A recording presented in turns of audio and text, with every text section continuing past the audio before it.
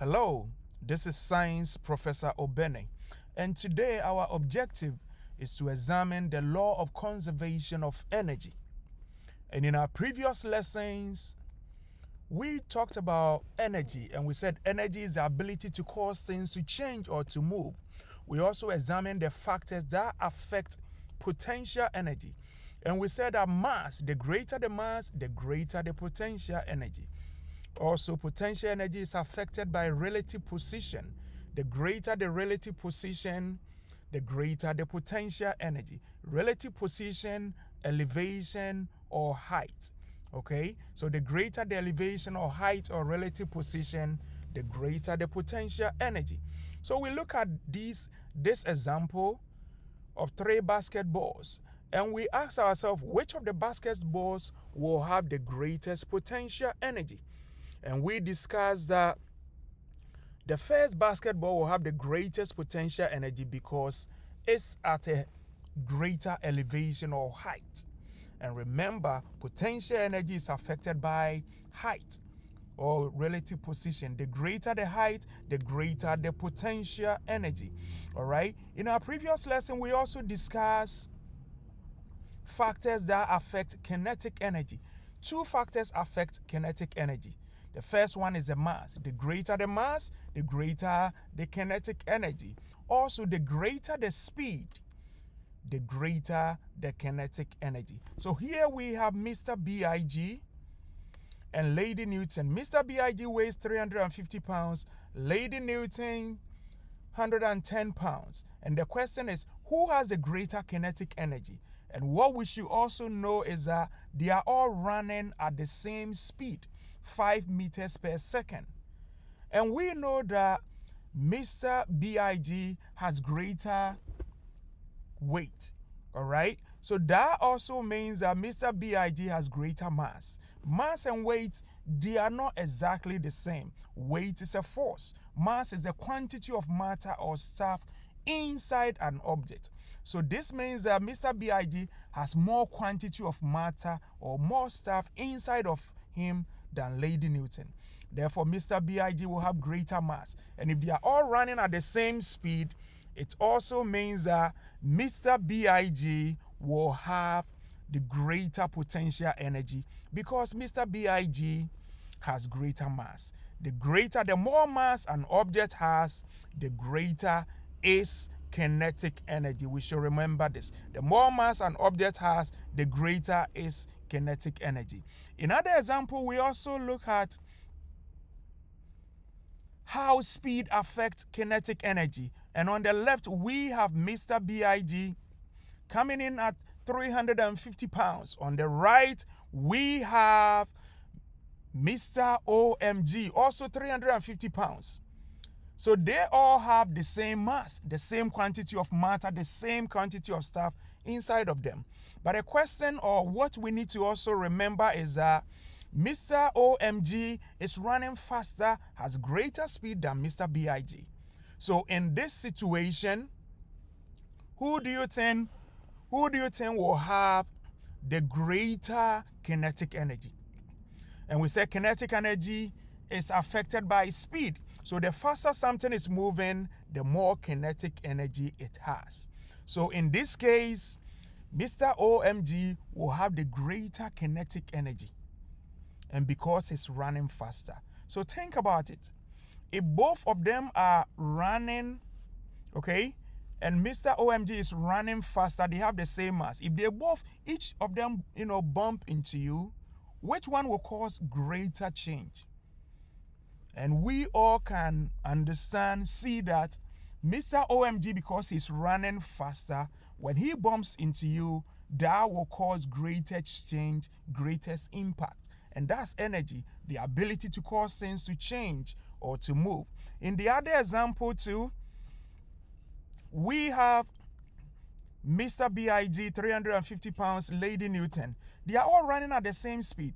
If they bump into you, each one bump into you, which one will cause greater change?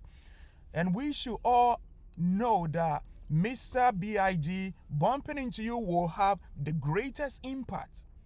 Okay? So that means Mr. Big has greater potential energy because of its mass. So mass affects potential energy, all right, and also relative position. And when we look at the kinetic energy, the factors that affect kinetic energy: mass and also speed. The greater the mass, the greater the kinetic energy, and also the greater the speed or how fast something is moving, the greater the kinetic energy. So in this case, Mr. OMG will have the greatest kinetic energy.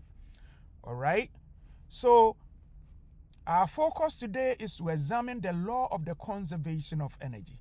And the question is, our launch is, to conserve means what? What does it mean to conserve something? And when we are conserving something, for example, if we are conserving energy, that means we are saving energy. We are protecting it from distraction, okay? So if you are turning off the light to conserve energy, you are saving energy, all right? You are protecting it. So to conserve means to protect or save something from distraction, all right? So in a pond ecosystem, for example, we have algae or plant-like organisms. They absorb sunlight, and the fish in the pond, they eat tadpoles. And these are both examples of how pond organisms receive energy. All right? In ecosystem, there is transfer of energy. And this is how two examples of how these organisms, they receive energy. And remember, today we are discussing the law of the conservation of energy. Okay? And we also remember that the energy required for organisms to respond to changes in the environment, they come from food. Okay? So when you eat food, for example, you will gain the energy to run, which is kinetic energy. So here, the chemical bond energy inside the food is being converted into kinetic energy to allow you to run. Okay? This is the fastest man. All right, let's continue.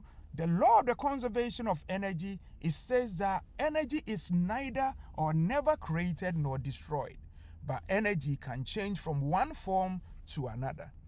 All right, so here we are looking at this same example about the energy inside food.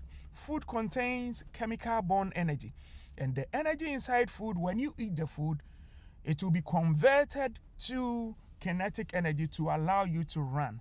So in this case, in this instance, the energy inside the food is being converted, is being transformed to other forms, kinetic energy. And this doesn't mean that the energy after eating the food, the energy in the food is wasted.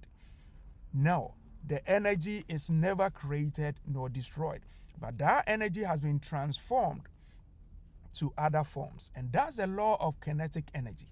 All right, so let's take a look at another example. So chemical bond energy stored in food can be used to power muscles to cause movement, which is kinetic energy. In this case, the chemical bond energy has been transformed or converted to kinetic energy. So that means you are not creating energy. Okay, you're also not destroying the energy inside the food. You are only transferring or transforming that energy to other forms. The other example that can demonstrate the law of conservation of energy is when classroom lights are switched on, energy is transformed from electric energy into kinetic energy. All right, so when you turn the switch on, you are converting electric energy inside the electric wires to light energy, and that's what turns the light on. So you are not creating energy. You are also not destroying energy, but you are converting the energy, the electric energy, into light energy in this case. Okay? All right, let's look at another example of the law of conservation of energy. And this is a turn and talk discussion. All right, so below is the same pendulum in 4 different positions. And a pendulum works the same as a swing. So who has been on a swing before? All right, so pendulum, it works the same as a swing. Okay, so the pendulum is going back and forth, to and fro, motion. So as the pendulum goes back and forth, energy is being transferred, energy is being conserved, energy is being transformed from one form to another. Okay, so we have position 1, position 2, position 3, and position 4. All right, and the questions for discussion, turn and talk discussion, they are as follows. At which position does the pendulum or swing appears to stop? Moving slower and at the lowest point. Okay, so which position does the pendulum appear to stop? The pendulum appears to stop at this point. Okay, when it's about to change direction or position. Okay, so at this point on the swing, that's where the swing appears to stop. That's where it's changing direction. Okay, so that point too will be the point where it will have the greatest potential energy, because that's the point where it's not moving. Okay, that's the point where it's changing direction. The next question, at which position does a pendulum or swing moving the fastest? So the pendulum or swing is moving the fastest in the middle. Okay, in this case, position 3 is the middle. Okay, and that's the lowest point. Where it's moving the fastest will be in the middle. That's where kinetic energy is greatest. The next discussion, at which position does the pendulum or swing has the most potential energy? The pendulum or swing will have the most potential energy at this point. This is the highest point. Compare position 1 to position 4. Position 1 and position 4, they are not the same. Position 1, if you look at the angles, position 1 is the final point until it changes position. Even if you look at the arrows, here is going this way. Position 4 is still going to continue to go on the right. Okay, so position 1 is a point where it will have the greatest potential, because that's the point where it's at the highest point, highest elevation, also the point where it's moving the slowest, also the point where it's changing direction. Remember, potential energy is affected by height. The greater the height, the greater the potential energy. Okay? The last discussion question is, at which position does a pendulum or swing has the most potential energy? Has the most kinetic energy. The most kinetic energy will be at this point, position 3, because that is the point where it's moving the fastest. And if you come to the swing, this point in the middle, okay, that's where it's moving the fastest. At the ends, that's where it's changing position. So the middle, the greatest kinetic energy. At the ends will be the greatest potential energy. That's where it takes you to the highest point also. Okay? So if we look at this pendulum, the pendulum has the most potential energy at position 1. Okay? Position 1 will have the most potential energy because position 1 is where it stops moving, changes direction, and that's the highest point. Okay? The next question, the pendulum has the most kinetic energy at position 3. Okay? The reason is position 3 is the lowest point. That's where it's moving the fastest. Okay? And it's at the middle. Okay? That's where it's moving the fastest. All right? So the next thing we are going to do is we are going to watch a video. After the video, we go through checking for understanding. So for checking for understanding, you need to review the following. Then when you finish, we do a formal checking for understanding. This has been Science Professor Obene.